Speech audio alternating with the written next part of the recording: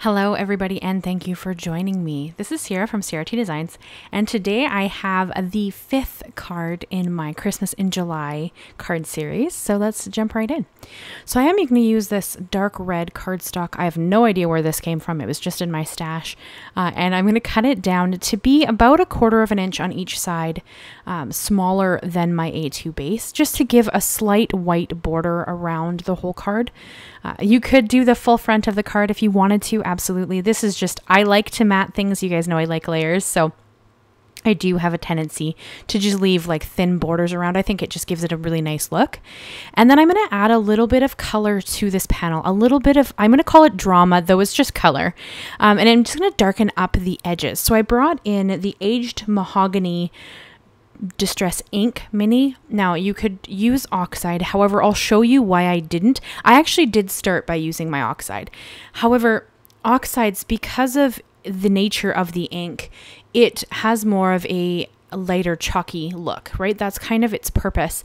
And when you're blending like this over a darker cardstock, it gives you more of a white chalky finish, and that's not what I was after for this design. I wanted a darker edge, a lighter center, and then kind of like that drama between that little bit of darker edge. So, excuse me, sorry guys. It's very, very smoky here. There's some fires around where I live, so I'm struggling a little not to cough, so I'm so sorry about that. But here you can see the oxide. I did start blending it on the back. It didn't look good. It didn't look bad. It's just that it's not what I was going for. So I own all of the distress inks in minis because I can't store both the minis and the full-size distress inks and the oxides. I find that difficult, so I only own the minis, and then I just keep them in tins in my desk, my crafting desk. So I also, for a bit more of a dark look, so sorry guys, I brought in the black soot distress ink mini as well, and just went around the edge where I had the aged mahogany. I am going to smooth this out a little bit, and keep in mind it also will dry back a little. This is it at its strongest point, but I did also bring back in that blending tool and kind of just gently blended out the center of where all that dark was. And I love how that turned out. It looks really, really pretty. And then, of course, I had to add a little texture to the background. So I brought in, this is a Simon Says Stamp embossing folder. It's the faceted snowflakes embossing folder. And yes, I am going to use 3 different die cutting machines in this video. You don't need this. It's just that I have them and they work really well for different things, so I kind of tend to use them. But you see there that I brought in my Big Shot. Because the Simon Says Stamp 3D embossing folders are quite thick, I haven't successfully found a sandwich that my switch wants to take. So instead of fighting with my switch and you know, wasting time, I do tend towards just bringing down my Big Shot because I still have it. I've had it forever. I've had it since I started creating. And then I, you know, invested in the switch way later. It's just easier to use my Big Shot to kind of do what I need it to do with embossing folders and that kind of thing, and then use my switch for other die cutting. So here I did die cut. This is the Tim Holtz Colorize Candlelight die set. It came out, I want to say 2 Christmases ago, I believe. And I overloaded my die cutting machine, so it did not cut the bigger pieces through properly. So I am going to run them back through. That was on me.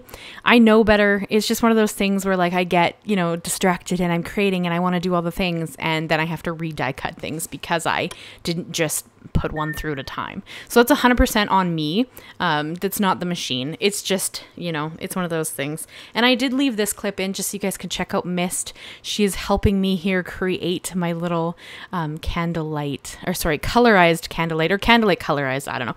Everything I used is always linked and listed down below. So if I ever forget to mention something, or alternatively, like that red cardstock, I have no idea where it came from.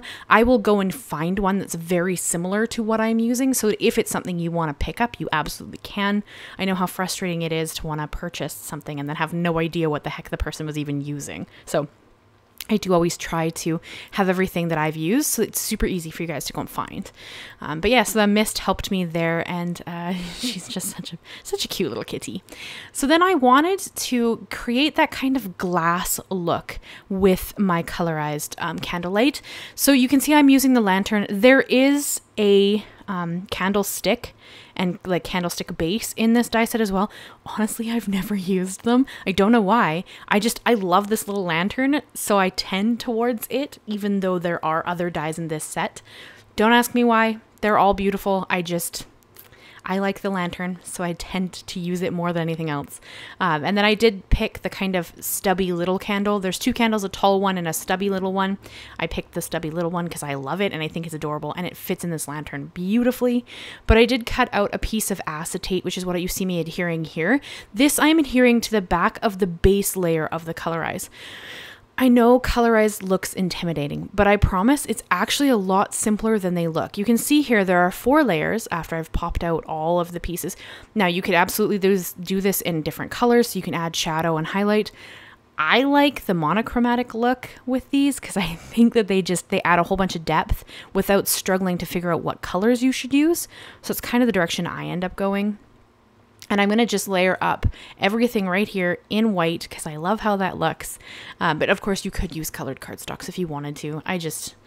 I like the look of red. Oh boy. I like the look of white. White and red together I think are really quite stunning. And you guys know I generally am not drawn to red. But when I bust out Christmas cards, I think that red's a really fun color to bring in. So I did have to do at least one red and white card in this set. Although this is after the halfway point. There's 9 cards in the Christmas in July series. This is card 5. So we are kind of on the downward slide here. So I'll have to come up with some new ideas. But of course, Christmas, the 12 weeks of Christmas starts in, I think, October. So we're not that far away from more Christmas cards, but we are almost coming to an end of Christmas in July, which is just crazy. And then here I am going to use my Sidekick. Again, you could use the Switch or the Big Shot for this. I have it, so I use it. But I mean, you don't need all of the things that I have. It's one of those things. And this little poinsettia or poinsettia, depending on how you want to pronounce it, came from an older Spellbinders set. I don't know if this is still available. It was the Vicky Papineau bird set. Like it was, you know, birdhouses. It was like winter builder set, I think it was. The snow, like if it's available, it is linked. If it is not available, I will try to find you a poinsettia die or poinsettia die that is very similar to this little one because I love it. It is so great to add to different things and I think it's super adorable. So I will try to find you one. Hopefully that die set's available still because it's a great die set, but I think she brought that out like 2 or 3 years ago, so it may not be still available, but I will see what I can find. So yeah, I just cut that out in 3 different colors. This is a red and white card, so all the colors I want to introduce will be red or white of some facet. So you can see I did cut some some glittered cardstock there because it's white glitter, so it fits into my kind of white and red theme, but it just adds a little bit of something extra to the card. And yes, the candle flame is not going to be red or white, but honestly, I think that it tied together enough and it's not show-stopping. So I think it works okay. You'll see me here. I went back and forth several times trying to decide what to do with the flame of the candle because it's a candle. Like you can see there's a flame. The candle's obviously lit somehow. So it needs to reflect that in some facet. So I ended up deciding, and you'll see it in a second because I'm going to get there, but I ended up deciding just to color it. And I cut it out of that glitter cardstock as well. But to add a little bit of something extra to the red poinsettia pieces, I did bring back in that Aged Mahogany Distress Ink Mini and just went over the edges, the very, very tips of that little flower to kind of create a little bit of extra texture and color difference in that because the white is white. I'm not going to shade the white. It's going to stay white, but to add a little interest into the red pieces, I do just kind of lightly add it to the tips of the poinsettia leaves. I guess it's a leaf, not a flower, but it always makes me think of flowers. It's just so pretty. And then I'm going to layer them up. So I chose to cut 6 because I wanted 3 of the little leaves. And then I'm going to layer them differently on each. So, you know, one has like red leaves and glitter leaves. One has white leaves and red leaves. And then there's one that's white, glitter, and white leaves. That's obviously the one to the left that I'm just going to adhere now. And I just think that they look really pretty, but kind of tie all the colors together. It's just kind of a fun way to add some interest to a kind of simple design. And now again, I know that I say simple. This isn't a simple card, but once everything's adhered together, it doesn't look like there's that much going on. Though when you like see it being made, you can see how many things are actually going on. It's one of those kind of like, you don't really know how much is going on unless you've seen it being made, if that makes sense. So here, this is where I decided I'm going to color the flame. And yes, I'm going to use yellow and orange just because to me that makes the most sense. So I brought in Y13, Y17, and YR16 of my Copic markers. YR16 being this orange because it's yellow-red. And then the others are obviously yellows. And again, everything's linked and listed down below if you're at all interested. And if I ever miss linking something somehow, or you have a question, please leave me a comment and ask it. Though it does take me sometimes a little while to get back to you guys, I always answer all of the questions. Just be patient with me. I will answer. I'm a little behind right now, but I'm always a little bit behind, to be honest with you. But if you ever have a question, please leave it. I like to answer questions. I like to be, I want to help if there's something you want to know, or you have a question, or you have a preference, or you want to tell me something about yourself, leave me a comment. I want to know. I want to hear about it. But because this flame is kind of behind the lantern, because it made the most sense for it to be behind the glass, and the glass is on the last layer, it kind of camouflages that yellowy orange flame a bit. So it's not super eye-catching, though it is a completely different color than everything else on the card. But it's still kind of, it gives you a warm feeling. Hopefully, excuse me, sorry. Hopefully I'm explaining this well, because to me it gives me a warm feeling, but I don't know if that necessarily makes sense to anybody else. And then here you can see the oxide ink that I had started to use in the background. Luckily, cards or like pieces of paper have two sides, so I just flipped it over and blended on the distress ink instead, because distress ink is dye based, so it is darker. And I really lucky because I actually ended up using the aged mahogany to also stamp my sentiment.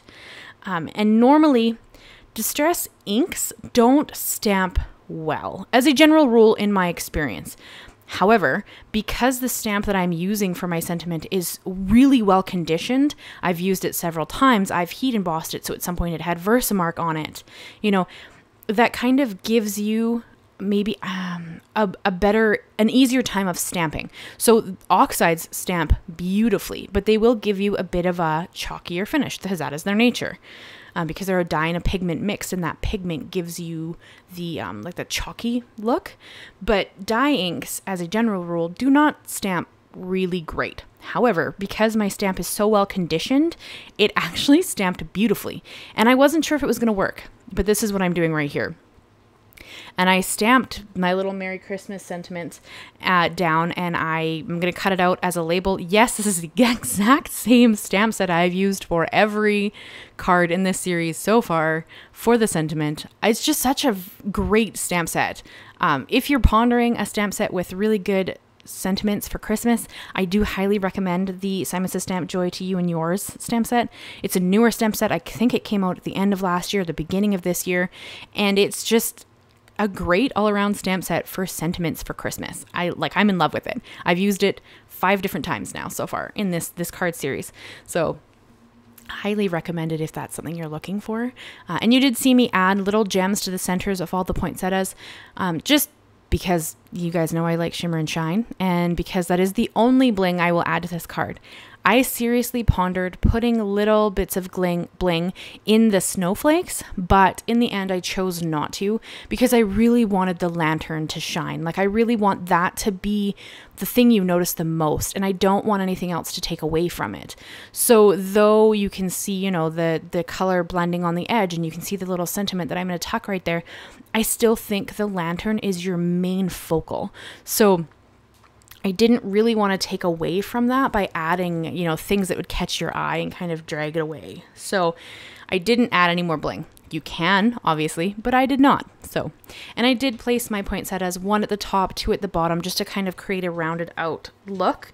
And yes, I adhered it slightly crooked there, but luckily I could shift it a little bit and kind of just get it where I wanted it to be. And I did use an acrylic block just to kind of hold it down, because there's so much texture in the background. It didn't really want to adhere well. It does, in the end it's okay, but I didn't want to. And I didn't add any extra dimension. The only thing that I did kind of do was fluff up the leaves on the poinsettia, just to give it a little more texture and interest.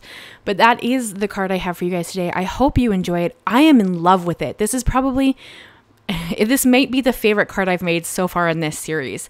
I'm so excited with how it turned out, and I'd love to hear what you guys think. So leave me a like, leave me a comment, and I hope you'll consider subscribing if you enjoy my content. I do new videos every Monday and Thursday, and yeah, we have at least 4 more Christmas, well, we have 4 more Christmas cards, and then 1 bonus card at the end of the month for a really fun hop that I'm going to be a part of.